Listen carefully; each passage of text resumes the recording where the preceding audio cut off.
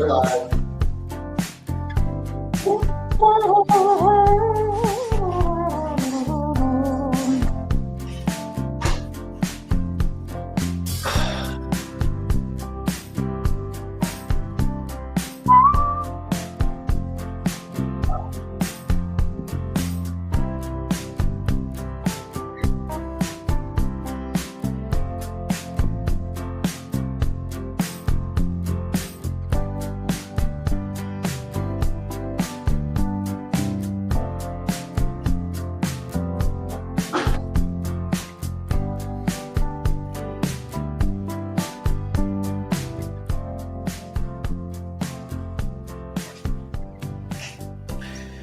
That little song is called My Chair Needs WD-40.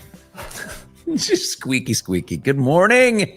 Good morning. It's Morning Mike's here, and we're so happy that you have joined us. We're brought to you by our friends at Venbrook Insurance. I am the mighty Bushman, okay? And I am coming off a lovely little evening. I've had a wonderful day yesterday. Did a lot of work and preparation for my interview later on today with Bret Baier. Fox News anchor Bret Baier is a young Hugh Downs, I think. A fine newsman and a father of two boys. Had some challenges in his life. We'll talk about that. We're going to talk about this government shutdown, all this stuff. I want to know what's going on. What's going on with these 8 Democrats? Did they really just fold? They couldn't take the heat?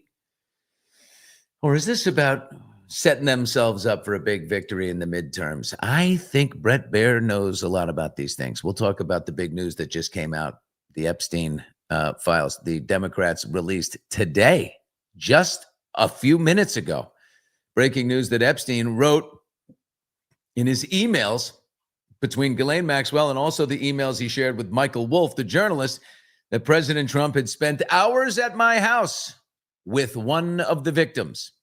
This is in an email from Jeffrey Epstein that has been uncovered. Another email from April 2011. Epstein told Ghislaine Maxwell, who was later convicted on charges related to facilitating his crimes. He told Ghislaine, I want you to realize that that dog that hasn't barked is Trump.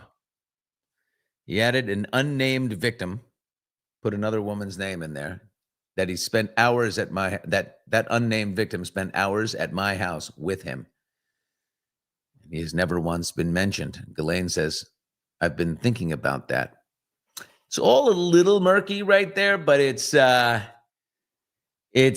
headed that way. Another big thing is the House Speaker, Mike Johnson, has to swear in a new congresswoman today. He's been holding off for 2 months on doing it. She's like a congresswoman elect filling in for a seat, Democrat. He's held off for 2 months to swear her in. He had to today, and she is expected to be the last signature on a measure that will force the White House to release the Epstein files and what they have. So Epstein's back. As soon as this government shutdown thing, we all thought Epstein had gone away. Epstein is back on the front page. People are dying to know. Well, Democrats are dying to know. And come on, even the most ardent Trump supporters are like, yo, what's in there? Right? They want to know. Does anyone doubt that Trump was there and probably cavorted with some of the women? Question is, if they're underage girls, what do you do? Does he get away with that too? I don't think so. That's sex trafficking minors. If you're involved in that and there's evidence there, I just don't know that they have the evidence there. Because even an email from Jeffrey Epstein saying he did it and Ghislaine Maxwell saying he did it isn't enough. So that'll have to be proven for sure. So yesterday, went out to a fantastic little bar. There used to be a bar in Brentwood. Brentwood's kind of a nice area, right? In the west side of LA. It kind of is wedged in between the Pacific Palisades and Santa Monica. It's near the ocean, but not on the ocean. But, OJ, Brentwood, many of the fine studio executive type people live in Brentwood with their families, but they had a bar there called the Brentwood Tavern forever. And it stayed open till 2:00 in the morning, and it had fantastic martinis. And as a younger man, I called it the final. It was a great spot to swing by for the final. It went through a bunch of different ownerships. And last night, the beautiful Dana, who is a woman who operates a French bistro in Westwood called Violet Cafe, she reopened the Brentwood, but it's called Wilkes, after the architect who designed the building that has Wilkes. So it's called Wilkes Tavern. And I have to say they did a fantastic job in there. Baby martinis, little martinis. Did I have one? I did. Did I have two? I did. Not going to lie. I was with a great buddy of mine. And we are celebrating the arrival of Jonathan Bush, candidate for governor of the great state of Maine. And he is upstairs in my house doing some business calls up early. And the Bush, John Bush, great man, he got up this morning, missing Maine. He came down and jumped right into my swimming pool in the nude, freezing cold pool. Walked around the side, into the shower, took a shower, went up and began his calls at 6 a.m.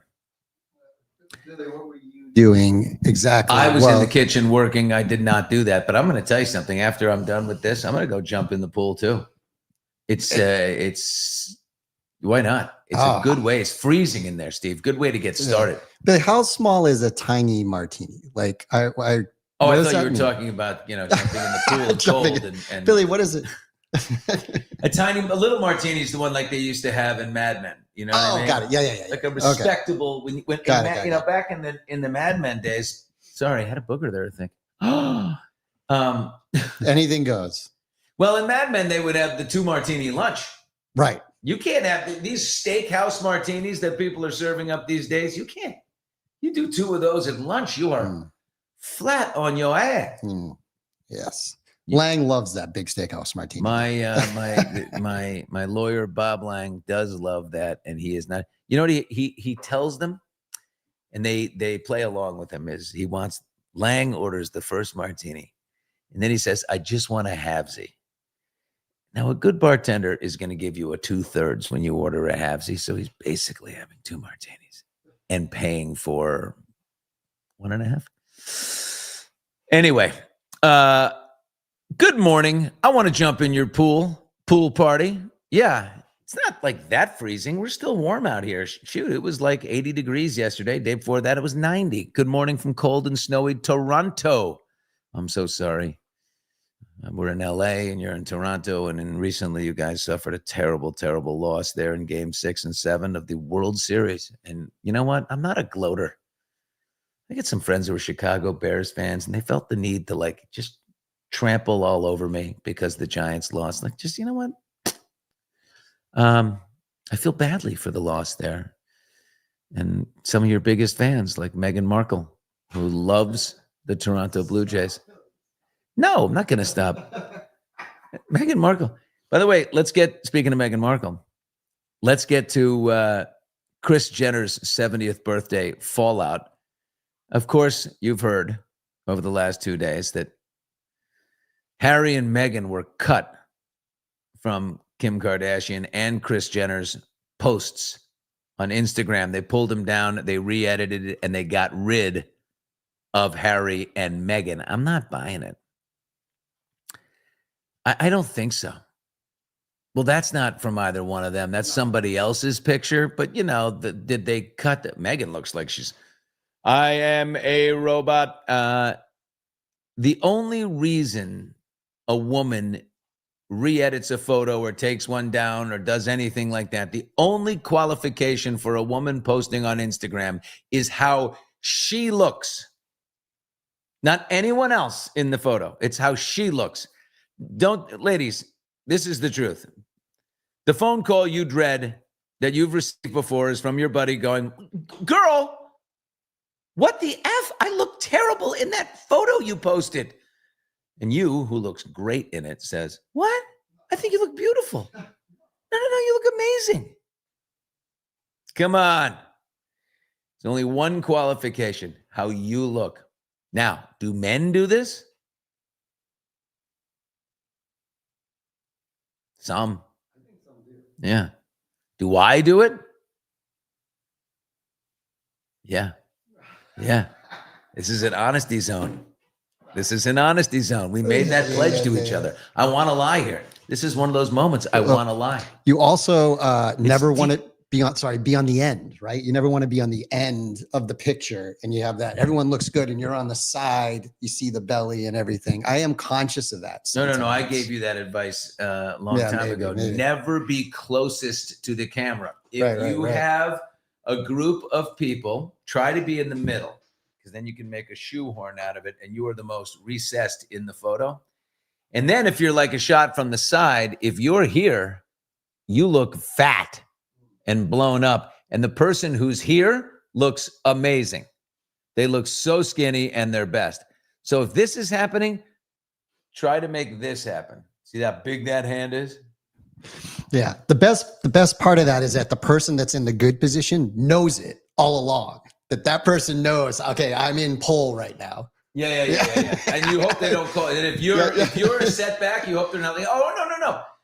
I got to say, when we did it, the same thing works for the camera, obviously in video. But when I did Access Hollywood Live with Kit Hoover, she's tiny.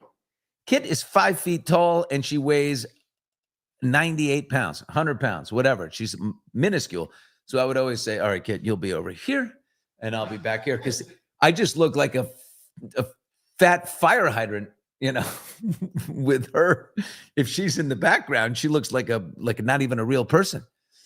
Okay, so the best part about Kris Jenner's 70th birthday, let's put that to bed. Harry and Meghan were not edited out because they're toxic, from any of the Jenner Kardashian photos from Kris's 70th birthday. They were not edited out for that reason. If they were edited out, it was because Kim or Kris did not like the way they looked in that particular photo. They would have edited out a photo of Kris and the Pope. She would have pulled that one down if she didn't like the way she looked next to the Pope. Okay? Now, the featured guest at Kris's, I have this piece of reporting at the highest levels. The featured guest at Kris Jenner's 70th birthday bash at Jeff Bezos' house, not Zuckerberg, not all the millions of fawning celebrities, not Bieber, not Haley, none of them. Dr. Stephen Levine, the man that did her facelift. Look at that. He looks like a boy, right? He looks like a little bit like Justin Bieber. He is a young man, a very skilled man, and he did her facelift. And let me tell you, from my sources, this man was hiding from women all night. He was running around at the cocktail table at the buffet, and they'd be like, Steven, oh, hi, it's Kathy Hilton. How are you? Oh, just wanted to talk. Hi. Do you have any openings? Hello. The guy was underneath the food table. He was hiding for so long underneath there because they kept circling him and going after him. He couldn't get fresh air. He was the most sought after man at the party. Everybody wants the Stephen Levine facelift. Speaking of the facelift, right? Do you notice how everything this morning is speaking of? Okay. Kathy Griffin's third facelift. She's gotten 3. Kathy Griffin's third facelift, $218,000. And she got it from my recent guest on Hot Mics, Dr. Ben Tele of Beverly Hills, top plastic surgeon, facial plastic surgeon in the world. Up there, of course, with Stephen Levine and a few others, but he's in the top 5. He's a hard guy to get a hold of. Kathy got a $218,000 facelift. It was her third. It reminds me, Dr. Ben, she revealed that it was Dr. Ben Taleb, but we knew that ahead of time, right? Because 2 weeks ago, he told me all about it, and we had this exchange. Whoever did this is, first of all, it's difficult work. You're never going to make Kathy Griffin like a knockout. She's just, it's not possible. And by the way, you did say orange hair. She looks like Andy Dick on the left. I'm not going to lie. I don't give a shit. She's a nasty person. She's a nasty person, and that is for sure. She's very nasty. Yeah. But I'll be on the side of that's good work. I'll be on the side of I like her face. Yeah, I love her face. I think she's lovely. But no, I understand where you guys had a falling out. But facially, I didn't have a falling out. She was very nasty to me. But we'll move on from that. Yeah, but we'll keep me safe, is what I'm saying. Yeah. So, no, but I think she's lovely, and her face. The issue specifically, if you see in that last photo, was she's very thin, had prior facelifts that killed the fat in her face, which happens during facelifts. And when you have that, on top of having a thin body and you're aging, it ends up turning skeletonized. Yeah. And not only that, when she would move her face and smile, there would be holes everywhere, indents, indents, indents. So that's a combination of fat grafting, revision facelifting, and doing a thing that only I do actually, which is called SMAS optimization, which means I actually took the muscles in her face and put them back together. Whoa. And this is something that I haven't seen anyone else do. But because of that, I was able to get these smooth contours.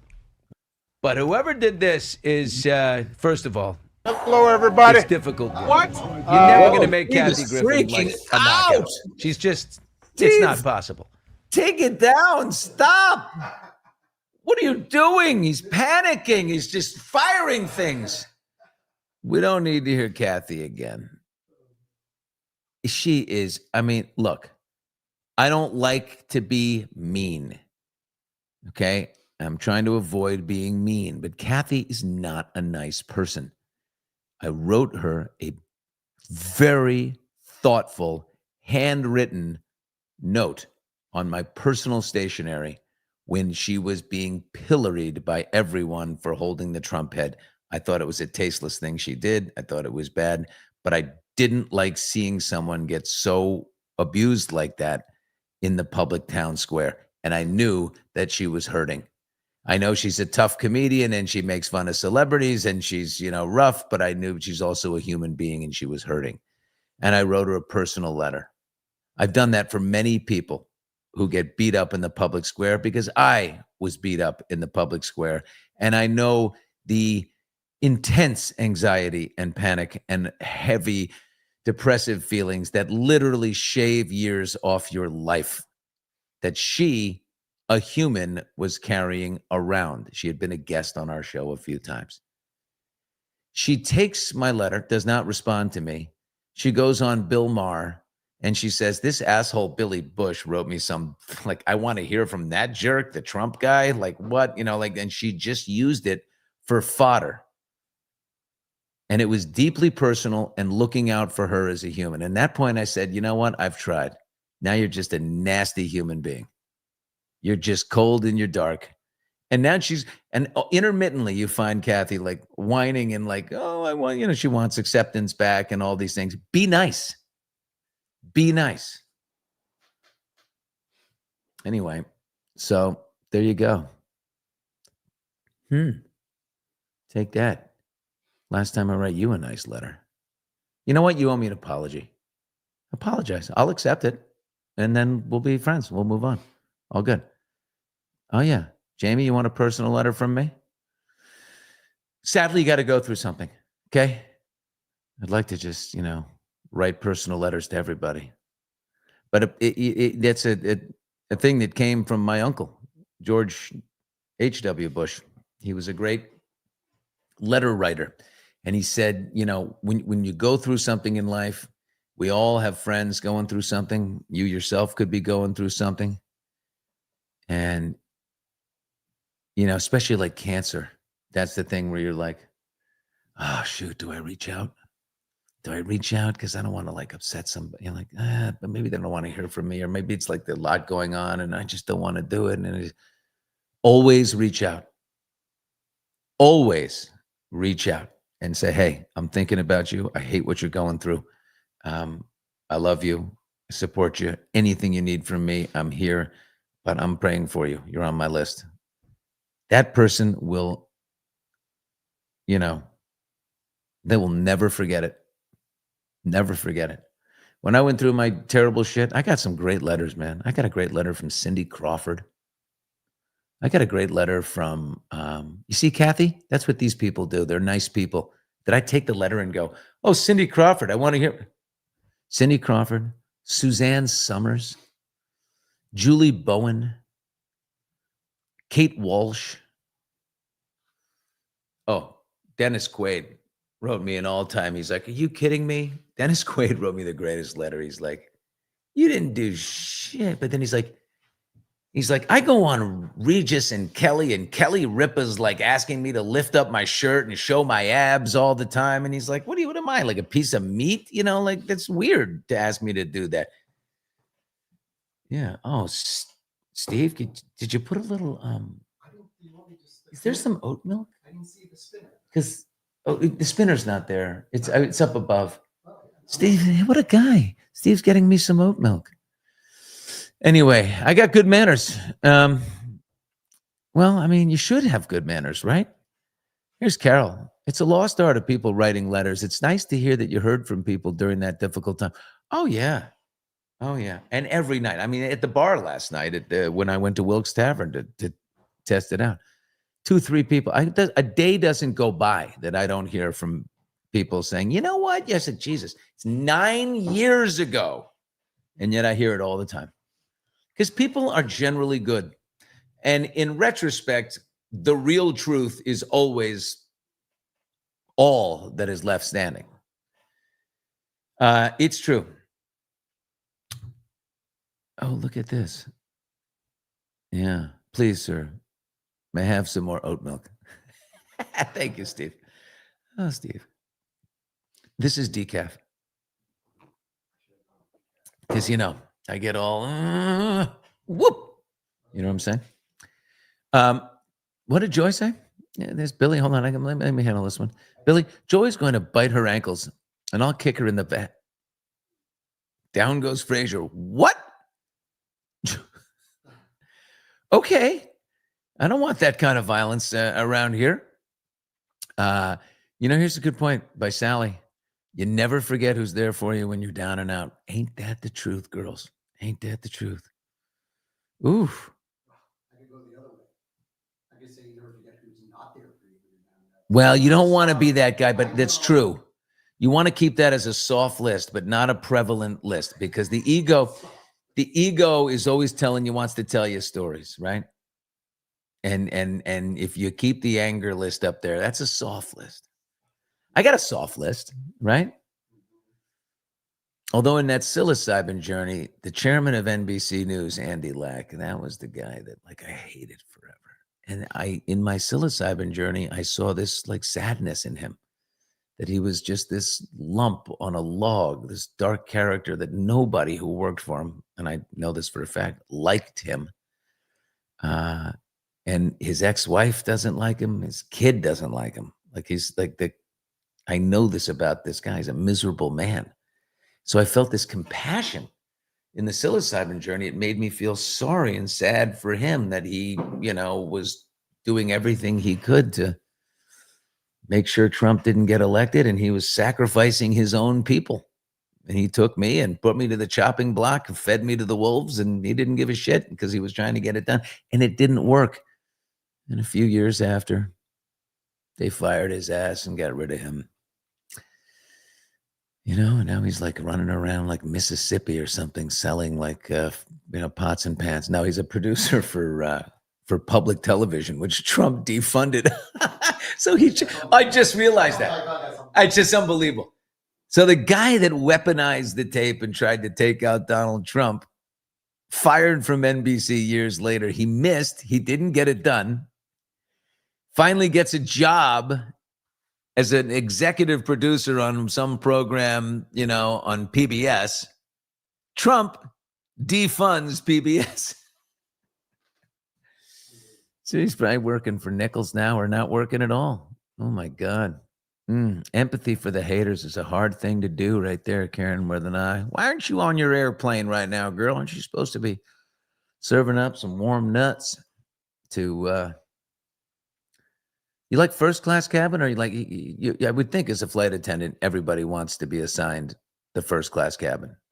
I wonder, after serving enough years, do you get to only be first class cabin? Oh, that would be a nice thing, right? As a reward for how many years you've been there. Then you deal with only the celebrities and the rich travelers and the mileage, the frequent flyer people.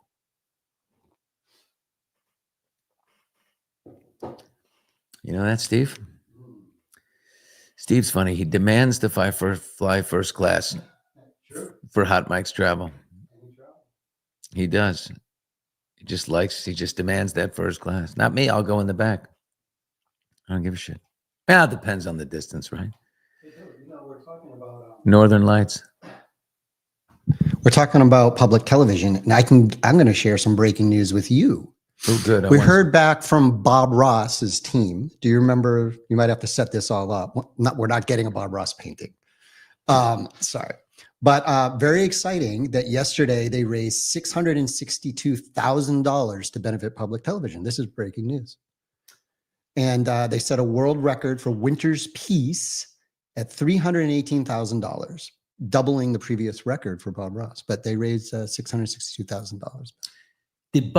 Could you write the woman who is the president I will. of the She Bob wrote Ross Foundation? We had her on the Hot Mics. That's obviously the reason it moved so many units. I mean, Obviously. we have the impact of Oprah's book club when it began. I would like you to write her a note and say, okay, you don't have to throw us a Bob Ross for the wall, but did he scribble something? Did he have like a couple of Right. Things he was working on that weren't quite finished or whatever? Something, right? Absolutely. How I about agree. an order for lunch that he wrote with his hand and his pen? Give me something that is from the hand of Bob Ross. That's what I want for our help moving units. There's been no story that excited me as much as the Bob Ross. I want a story. Hot Mike's discount, right? It's very much like a 5-finger discount. Yeah. Oh, art is life. Life is art. You know what I mean? Look at this. Look at this. What am I got? Confucius in here? What's going on? You know what I love about Lisa? Look at Lisa. Lisa's got something totally different going. Nita, who's evicted? I mean, now they're working on Nita got evicted from her place. What's going on here? You see, you can't keep up with this. Oh my God, so sad. I'll keep her in my prayers. Look at Mary. Mary's now consoling. Oh my God. Look at, and you always can count on Jackie to just whack one from the side here. Oprah, Gail's boyfriend. Just boom. Absolutely. It's an unbelievable thing. All right, Steve, go back and find out who the hell got evicted. I want to know. Schmehar is on her. She is running. She is an antelope out of control, is what she is. Winnie. Oh, Winnie. Let's talk favorite old guys to bone. That was yesterday, okay? Now it's young guys. Don't forget back to the young guys. Oh my God. There were some very horny people at the bar last night. I mean, I felt like I was being objectified. You know what I'm saying? I did. I honestly felt like you can't talk to me like that. If I talk to a woman like that, I'm in jail.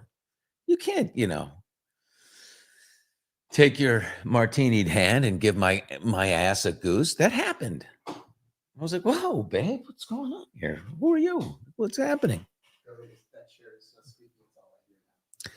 Yeah, it's really squeaky. And I move around a lot. So, Steve, I have WD-40 up at the house. Why don't you go do it? Now, I can talk in the chat right here. Why don't you go you got the oat milk. Why don't you go get some WD-40 and squirt my chair? Where is it? I want to get John down. It's John. John's here. Oh, the governor. Oh. Where is he? We have a celebrity coming in, everybody. Oh, come on in, political celebrity. Here he comes. Wait, don't. I know this move, Steve. Put his chair down. I did that for John. Put his chair down. He's not that much taller. Steve, that's not nice. I'm a little taller. All right, I'm bringing mine up. There we go. You're gonna have Also, my hair is a little longer. Oh, that's what Larry King used to do to his guests. Phil, go over a little more here. We And then we'd lean in and he would say, so tell me, how are you doing? The governor is here. Look, he's got the, I'm going to go down with you. I'm in California and I want to be a governor, so I've got Gavin Newsom hair, you know, to try to make me. Oh, yeah. Now I'm going to move my hands a lot, Power helmet. like nervous cocaine hands. There we go. With Got a little applesauce. food That's, there. yeah, Maybe. orange juice. Orange juice, a little pulp. And here we are. Lower. I feel like, remember the SNL skit of Sweaty Balls and the two guys were sitting there saying, you have the, George Sweaty. you have beautiful Maine flannel on. I right wear here. Maine flannel. So all the we time. could be selling for Christmas, Grandma's chocolate Sweaty Balls. There they are. Say hello to everybody. Now this Hello, is how wait. it works. How does it work? There it goes. Look. There's Ray. Okay, there's Good morning. Okay, look. Look Hi, at John. Oh, we have a See, main there's voter. Mary. You just look at their head. Okay. All right. Main voter. Mary, can, Oh, we got a Maine? whoa, oh, you got a Maina. Hello, dear. I'm a Maine voter in Limonini. Okay, so Lemoyne. Jesus. let's go. You got to get to Maine some more. Limonini. I like Limonini. God. Okay. I can't. Hi, help you with Jonathan. There's Joy Schmeha. that. Oh, Joy, yeah. Look at the bottom of the screen. Say I hello can't to say what everybody. I'm looking. Mm-hmm. Good There morning. we go, Linda. That's governor. You got to say GUVNAH if you're talking to the governor of Maine. Morning, Governor. Hello from Chicago. Bush Square. There's Jackie. Oh, wow. The governor has spilled orange juice all over me This desk. cup There is goes a- Steve to save the day again. Very awkward. Hello, Governor. Governor The good has, news is it's not leaking on your rug because it's leaking on my there rug. goes my glasses are soaked. Okay. Thank you, Steve. That's great. So I need a tonight, lot more paper towel. tonight we have a wonderful event. We're going to crisis. We have a crisis. We have a wonderful event tonight. The governor spilled. Yeah, he's gonna spill everything tonight. I don't need any more orange juice. Thank you. I've been pulled out. Yeah. Yeah, look at Renee says we're keeping Steve busy. Poor Steve has been going all morning. He's getting WD-40 for my chair. He's getting right. oat milk for the Nothing coffee. happened. We love you in Texas, Mary Kate. You were just Hey, in- I was in Dallas. I went to the campus of the old Parkland Hospital, Mary, in Dallas, which used to be a hole, and now it makes the Smithsonian look like the barrio. I mean, it is so beautiful. It was, I guess, was it the Harlan Crow rebuilt the whole downtown area, and they had had a fundraiser for me with Ross Perot Jr. Whoa, And, Perot I've and never Bush. seen so many blue suits and white shirts in one place since I left New York 20 years ago. It was intense. They are amazing down Did there. you say George W. W. Bush and Ross Perot Junior? Jr.? They made up now. Yeah, they're friends. They're sons. I of gotta the say, two. there's one thing the Bushes don't get credit for. I gotta say, enough is the healing after Yes, the good. losing. I Yeah. mean, HW and Clinton became Right. very good friends. Yeah, They road worked tripping together, Yeah. road tripping around the world. And Clinton would cede the bed on the plane to Yes. senior Beautiful. to the senior man, even though he was the more recent president. Yeah. Ross Perot, the Perots, and getting together. I played golf in an event at a wedding. There was a golf tournament, and in the end, it was the last hole, and I'm playing against Hill Perot. Hill was my host. Hill He- Perot is one of the Hill. nicest guys. Very nice guy. Hill Perot hits a bunker shot out and then makes the putt to defeat me on the last hole. And the host of the wedding, the father of the groom, is watching all of this with a crowd, and he says, "Bush fucked by Perot again," and the whole place goes, "Ah!" It was hysterical. Yeah. Well, Movie star looks. I assume you're talking to me, Slaughterhouse. no. It's me. I always felt like I could be the Hollywood one, but then Billy's so athletic and magical. I back down. I go back to my thinking hole. There's Mama Bush. That's Nana. We love Nana watching her son sitting here together. Yeah, Nana, she does not. Does she operate the internet well enough? She does. You got her up to No. speed. Well, we could throw her a link, but I don't know. I just think that's asking Did you for trouble. see you've got to put on your show the picture of Nana in her nightgown chasing the deer out of my garden this weekend. Bad deer, bad boy. Wait, You didn't see that? no. Was It's that on the hilarious. family thread? Nicholas sent it to a bunch of people. Why But didn't my, she send my it to mother and my eldest daughter were babysitting for my youngest two kids, and my mother gives me a lot of advice on my garden in Maine, just what she does. And I guess she saw a deer in my garden. It's deer season. We love to see deer, and she went after that deer like a warrior In her 90? in her nightie out in the. 87 years old. Yeah, that deer didn't stand a chance. This is an exciting text I just got. Yeah, it's that. It's a friend of mine who actually ran for Congress. He is Ah. such a liberal. He is a Okay. real Democrat. Good morning, Brother Bush. I have exciting news to tell you that will explain why I'm committed to another event tonight, but I'll certainly contribute to a friend Okay, to a friend's brother's campaign. good. Then we don't have to spend. He's saying our I'm lives. not doing it because he's a Republican. I'm doing Oh. it because you're my friend. I'll take it any way I can and get. that's your brother. I You said, bet. who cares? That's right. We're desperate. The hands come out. We in Maine will have you any way you want to be. We just need you to send money and yourselves to Maine. That's right. We could sell hair products. Yeah, you got good hair too. I'm not. It's not quite as thick not and like ebullient you. as Yeah, mine. well, It's I not mean, as I full. don't- Look. Oh, we're taking campaign donations. Look. $5. It's every This bit is turning counts. into QVC for the Every government. bit Get counts. out of here. You By know. the way, are you plugging the site? Everybody here, go to www.jonathanbush.org and you can, I don't know, click on Facebook links or do things that make the internet light up.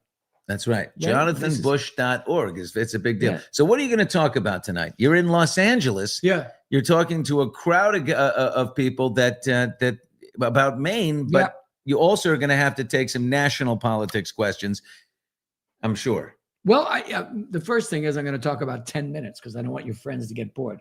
So that's the first thing I'm going to No, longer than that. No more than 10 minutes. Longer than that. Longer? Longer. Look what we got. What's going to get started here.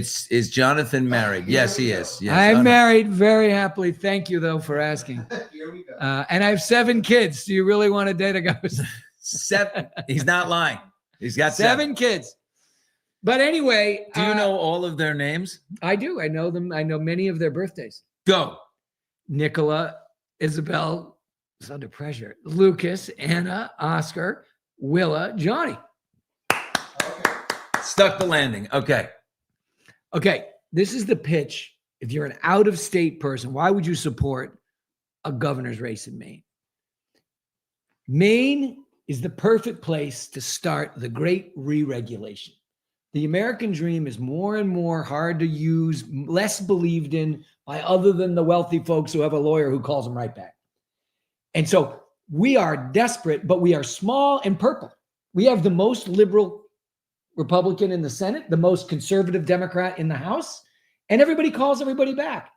And so we have a shot in Maine if we bring in a really good, successful business guy who loves to grind through regulations and complex systems to build a working model of the American dream for people who don't have a lawyer. A clean way of making money, building business for small business people. And if we make it work there, it's a playbook that other states can take. You could never do that in California. Right. It's small enough where the pieces are all Yeah. in places. And once you get, the problem, right, is over-regulation in the state of Maine. And It's everywhere very in the difficult country, to do you know. business in Maine. That's right. All of these each one has a wonderful backstory. Each one of the 17 million laws that now make our lives miserable has a wonderful reason why it started, right? Let's go back to the Environmental Protection Act. Like, who doesn't want to stop companies from pumping sludge into the river? Comment on the Did- Unrelated. I'm being boring. So we No. have to move on. It's just funny that happened. I got an important one.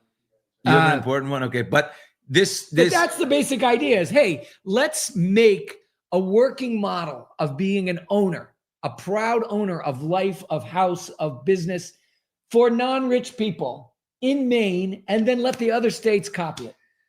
Here's a question that I'm going to hit you with Yeah. tonight, and I'm going to let you study it ahead of Okay, time we'll because practice with it these is a people. national question, and I just want an intelligent answer to this from someone. Our national debt has just crossed $38 trillion. We make massive payments to that debt that are larger than our defense spending. It is absolutely now blisteringly untenable. Correct. How in God's name, where is the responsible person and where are the really tough decisions that have to be made Yeah. to bring that shit Yeah. down? And you know what's amazing? Something of that magnitude, I haven't heard one word about it from anybody. No one. Neither party. They don't talk about it. It's the elephant in the room, but the elephant is, got COVID and throwing nails. And it's like, what are you talking about? I don't know what you're talking about. Right. We're still looking the other way. Like it's going to go away on its own. It's not. It's ballooning and it's going to swallow us up. It's the biggest threat. Yeah. And all Trump does is add to it. Biden, everybody. Our beloved cousin tipped it over, a little bit at the very end because he was scared of the 2008 crash. And I was like, don't do it. Don't do it. I don't know. I'm sitting at home, I'm not the president or even near. But then Obama blew it up to nearly $1 trillion, 850 billion his first month in office with the American Rebuild Whatever Act. And I was like, that's inexcusable. And then the next administration, it's $2 billion in a tax cut. And then the next administration, trillion. The next administration is $2 trillion in spending. Holy mackerel. It blows my mind. So what do you do? Let's say we're focusing on Maine, but honestly, is it Social Security? Is it You got to remember, we Medicare? started Social Security. You got to Lyndon raise Johnson. the ceiling first of all. Yeah, probably. I mean, when Lyndon Johnson was the president, we started Social Security. We set it at 65 years old, and the average American lived to 67. Right. So it's like, a couple years there, and their final glide, weighted average, couple years for each person, no problem. But now the average American lives till 80, and we're shooting for 100. Yeah. And so probably, it's 66. Is it a little further 70. up? Yeah. I wouldn't mind, Send me in there. I'll do the dirty work. All right. I'll go in there. And I think the biggest opportunity is healthcare, actually. I think we balloon what we spend. I don't know if you guys are all seeing your premiums just double and skyrocket. Yep. But that's an area where we've created a game where anything you can invent will automatically be paid for, regardless of its effectiveness. That's an unwinnable game. And that doesn't have to be that way. If we, only spent $3,000 a year, $1,000 more than anyone in the United Kingdom gets, we would have a pretty amazing healthcare product. So switching to a defined contribution rather than a defined benefit, which we've all of our pension funds now, right? Our 401ks. This is what you get. See what you do with it. We need that in healthcare as well. And there's a lot we can do that would change that crushing liability right now.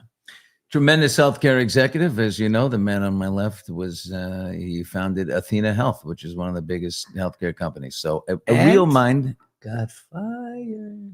We've both been fired. We have been fired. You're not anyone until you've been fired. It's not the same until you've been fired. You have to be fired to know. And really, not just fired, but freaking really fired. Fire. Jonathan, serious question. Yes. What can you do, or how do you feel about China buying all the land in Maine for weed farms? People, this is a real issue. Tucker talked about this. Yep. There's a big documentary. It's not all the land. It's just they go around and bottom feed dilapidated houses. And then they just take all the electricity that the power line will enable. They turn the whole house into an indoor weed farm. They put lights and they grow illegal weed. Weed growing in Maine is legal, not illegal, but there are minor infractions that these people do that allow us to arrest them. But Maine has developed a culture in a lot of states. In your California cities, you see these examples of minor crimes are no longer illegal. because we don't want to hurt the feelings or we don't want to displace someone. We don't want life to be unfair to somebody. So in Maine, you can't get arrested for, breaking and entering if you identify as homeless. That's a real law in Maine. The police are like, you got to be kidding me.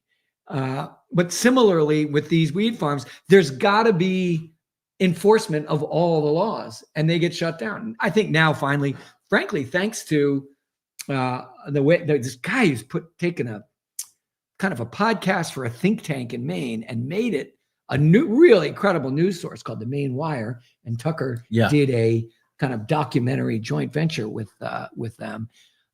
He's basically lit the state government on fire, and now they're going back in. But why? Why not enforce the law right away? Enforce the law is sort of like what's for dinner. It's not a decision to me. And the idea that somebody's got a really elaborate reason why this guy shouldn't have the law enforced because he's misunderstood, or his mom didn't love him, or okay, that can be true. But you still, and maybe a little quiet night in jail, 3 hots and a cot. Maybe that's the solution. 3 hots and a cot. Hey, we've got a huge fentanyl problem. We've got addiction. I'm telling you, a night with no drugs might save some of these people's lives. I don't understand why. I do understand. I get it. It all comes from a well-meaning place, but it absolutely doesn't work. And by the way, if one of our children had a huge drug problem and we went to the very best drug recovery, retreat, what would they say? They would say, whatever you do, I know you love your child. Do not enable them. Do not enable Let them hit hard. And then the state government, whether it's weed farms enabling these kind of shady edge crooks or regular sort of addicts and petty thieves on the street, we're enabling them by not enforcing the law equally for all. And it's a nutty thing. It's a moment. That's one of the reasons why I feel like I can win is I don't care if you're a Republican or a Democrat or an independent. A lot of Maine is independent. It doesn't make any sense to anyone. So I think somebody who says, okay, we'll stop now. We're going to stop this. Yeah. Just quick. I want to know what is the greatest resource thing Maine can make money on? Mainers. Mainers are resourceful and funny and resilient and amazing. They are an economic powerhouse. But they're not an export. You can't send them out of the country. You will take a look at Belfast, Maine. You can send lobster. You can send everyone wood. On this Zoom has been to a doctor. Everyone on Hot Mics has been to a doctor whose back office was handled in Belfast, Maine, where whether it's the bill or the statement or the appointment, or if the doctor had a problem with the medical record, we've got an incredible workforce, but we don't unleash it. Now we've got other things. We've got 6 million acres of working forest. We've got more, no offense, more coastline than California in Maine. If you count all the islands and inlets, it's actually more. It's 3,000 miles. Oh, every island That counts. circumference. That's okay. coastline. That's coastline. really splicing. We have more than you. We have more. We are bigger than you in many ways, some ways. And we have an incredible tourist trade, which could explode if we had better lift. It was easier to get to Maine and to get up into the interior of Maine. Easy to fix, especially with the oncoming arrival of passenger drones. There's just, and then there's our fishery. Our ground fishery has been closed for decades, even though it's ready to reopen. Our lobster fishery is going great, but we don't improve the lobster meat. We don't cook it and do things with it. We just ship it out as a raw material. All these things are going to be great in Maine once we get going. That's not nice. Don't forget potatoes. Janet Mills needs to go back to being a barfly. That is not nice. You don't participate. No, I don't play those in things. talk like that. That's not. She's done her time. We're glad she served. Yes, syrup, dairy, meat. It's all there. That's right. Mama's from. Don't forget Vermont. Potatoes and broccoli. Yeah. We've got a huge broccoli crop and obviously a huge potato crop and blueberries. Yeah. And the little blueberries that actually have flavor, not the bloated things from the California gene pool farms. The really, really good earthy blueberries that taste delicious. The one thing I told my brother to do, not to do. The one thing I told you not to do, and I don't want you to do it here. Yeah. He does the best Maine accent, but you can't do it. You can't do it. But it's like He tells the funniest main joke, and I want you to save it for when you're on stage or you're with a bunch of guys. You got to tell Ronnie and Wilbur to a group of like, you need to be at a VA. Blueberry pie, Jackie. That's right. In fact, the campaign motto, make more pie. That's the whole point of this campaign. Make more pie.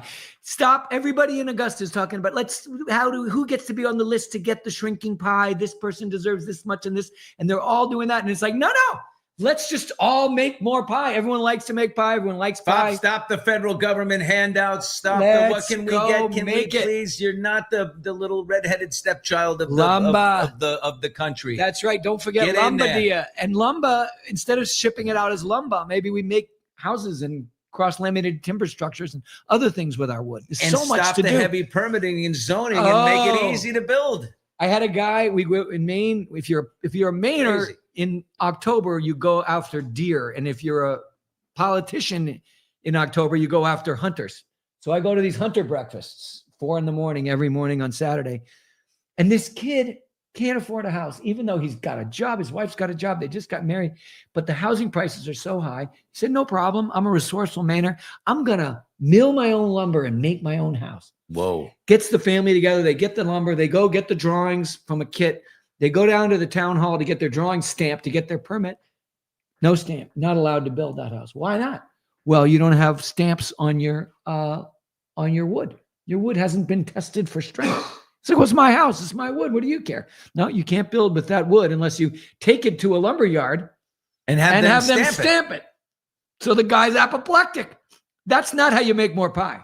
No, you got to bring the manager of the lumberyard over here to check it out because I've already put it up. It's sort of like I've got these chickens, but I can't eat them unless I have the fox and inspect them for safety. That is shit. All right. Acadia is amazing. Acadia had our biggest year ever this last year. We got a great awakening. Obviously, nobody wants COVID again, but COVID woke up Maine. People moved to Maine. People went to Acadia in record numbers, and now they come back. The other thing, for those of you who haven't been, you should be warned. 96% of people who cross the Maine border come back every year for the rest of their life. It's addictive. Well, I'm one of them. We love it. We love it. We love it so much. We live there. Big guy, thank you. Thank you very much. I'll be back with Windex to tighten up. You're getting the hook. We're going to go out with a beautiful little moment. Yesterday was Thank Veterans you Day. for listening to Maine for Keeps. Please continue to engage my brother so that he can pay for me in my retirement, because the governor of Maine only makes $70K. It's true. It's a man who's only going to make $70K when he wins. And you know what? A lot of people say he should give it back. Anyway,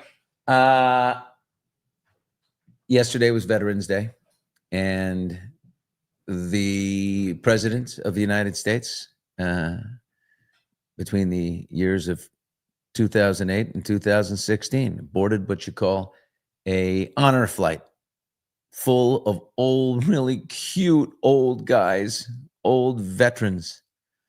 And listen, Republican, Democrat, former president, this made their day. And it was cute. So here you go. Obama greeting an airplane full of vets. As we approach Veterans Day, I wanted to stop by and just say thank you for your extraordinary service. To you, your family, the sacrifices that all of you made to protect our country is something that will always be honored. And we are very grateful, and we also happen to welcome you with a 70-degree day in D.C., which doesn't always happen around here. That's the first time I've seen a president, former or current, greet an honor flight, and that is absolutely amazing. A commander-in-chief, a leader who's going to show up and tell you that your service was worth something. I think that's the important part, so I think it was a great thing that happened. Last time I got to see a president, it was Gerald Ford. How about that?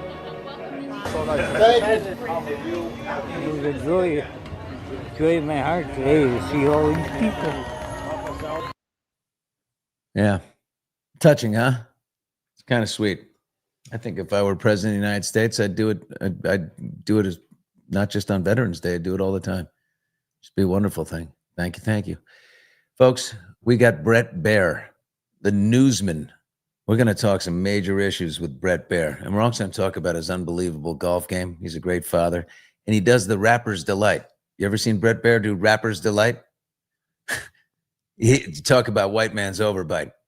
Bret Baier of Special Report on Fox News. He'll be joining us 2 o'clock Pacific time, 5 Eastern. We got the big fundraiser tonight. We'll let you know how that goes. The governor could be with us tomorrow for a quick little report, but so glad you.